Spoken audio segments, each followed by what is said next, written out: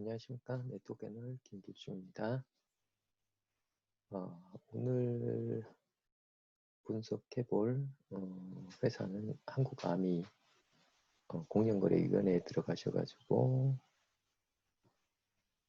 정보 공개 누르시고요. 그 다음 사업자 정보 공개 중에 다단계 판매업자 클릭을 하시면은 이렇게 나오고요. 여기다가 이제 아미 넣으시고 검색을 하시면은 이렇게 나오거든요.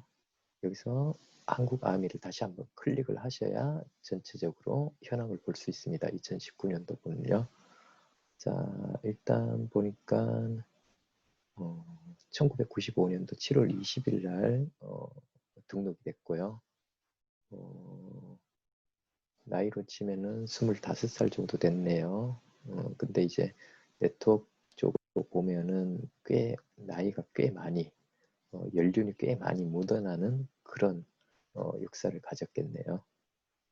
그리고 등록한 지 얼마 안 되는 4, 5년 내의 회사들은 싱싱한 회사들, 파릇파릇한 회사들 뭐 그렇게 비교도 할 수가 있겠고요.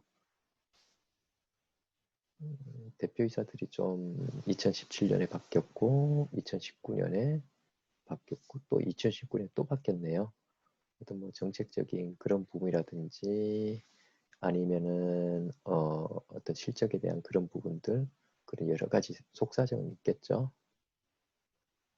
그리고 매출액을 보니까 1위가 필터 카트리지 아마 요거는 정수기 필터 교환하는 그런 부분인데 709억 원 굉장히 큰 매출액 비중이네요. 그리고 두 번째가 이게 애트모스피어 스카이 공기청정기라고 판단이 되고요. 공기청정기도 600억이 넘네요. 보통 상식적으로 기초 생필품, 아미, 뭐 애터미 이런 류들의 회사들이 보면 기초 생필품을 좀 많이 판매를 하는 회사인데 아니면은 정보를 전달하는 회사인데 의외로 정수기 필터 그리고 공기청정기 특히 공기청정기는 고가의 제품이죠. 굉장히 매출액이 높은 걸 볼 수가 있고요. 그 외로 이제 뭐 건강기능식품, 뉴트리라이프 맨스 남성들 어떤 뭐 팩 종류 아니면 세트 종류인 것 같고요.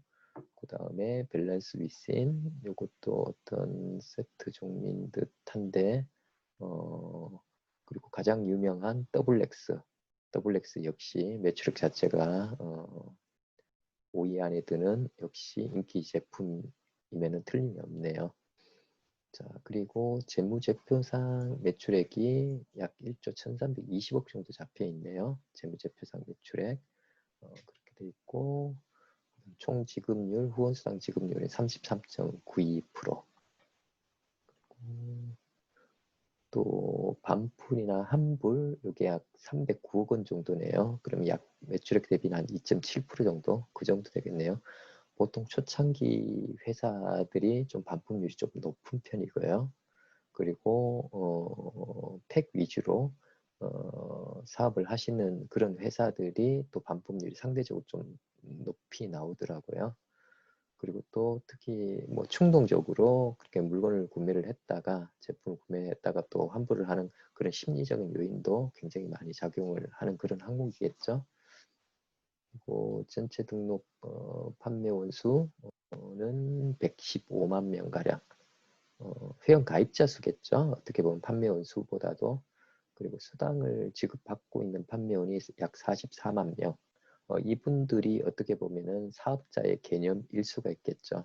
예를 들어 공정거래위원회에서 자료를 만들 때 사업자라고 하면 수당을 한 번이라도 받은 적이 있는 그 해에 그런 사람들을 사업자라고 유권 해석을 내리고 있었던 것 같습니다.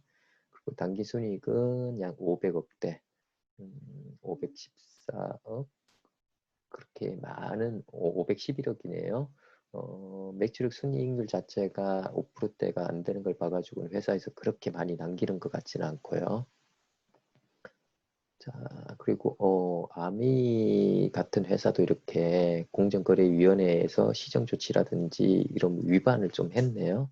조치 내종은 시정명령이 과징금부 4억 원 정도를 부과를 받았고요. 그리고 후원수당 지급 분포도 이거 전체 판매연이기 때문에 큰 의미는 없어 보이고요. 실제적 후원수당을 지급받는 판매원의 지급 분포들을 볼게요. 상위 1% 미만의 판매원이 약 평균적으로 6,100만 원 정도를 지급을 받고 있고요. 그리고 평균은 후원수당을 받고 있는 사람들의 평균은 94만 원대 정도, 이 정도를 받고 있네요. 이게 어느 정도 되는지는 제가 지속적으로 분석을 하면서 다른 회사들 같이 분석을 하면서 비교를 할 수가 있겠죠. 그리고 중요한 부분은 후원수당을 지급을 받는 사람들의 판매원 수 450여 명, 그리고 그 평균이 2억 5천 정도 이렇게 나와 있는데 25년 역사와 1조 이상의 그런 매출액을 가진 그런 회사치고는 1억 원 이상을 지급받는 판매원 수와 그리고 평균 2억 5천 정도, 1억 원 이상 받는 사람이 2억 5천 정도면은 그렇게 많지 않은 금액이라고 판단이 되고요. 보통 어떤 회사들은 4, 5년밖에 안 됐음에도 불구하고 아니면 10년 아래인데도 불구하고 이 평균 금액이 3억 원이 넘어갔었거든요. 예를 들어서 시크릿 같은 회사도 3억 2천 정도 그 정도 되었었죠. 그렇기 때문에 아미라는 회사가 25년 역사이고 매출액 자체가 1조 원이 넘는데 1억 원 이상 받는 사람의 평균이 2억 5천 정도라는 거는 높은 수치가 아니죠. 그리고 시크릿이라는 회사는 2019년 기준에 매출액이 1,000억 원 초반이었거든요. 그리고 아메하고 비교를 했을 때 매출액보다도 10배가 차이 나는 거죠. 그러면 이 금액 자체는 높지 않은 어떻게 보면 굉장히 좀 낮은 수당이라고 저는 분석될 수밖에 없는 사안입니다.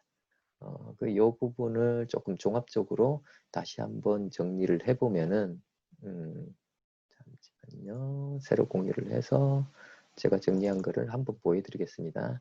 자, 한국암이 95년도 등록돼서 지금 25년 정도 됐고요. 굉장히 연륜이 많이 묻어난 그런 회사이고요.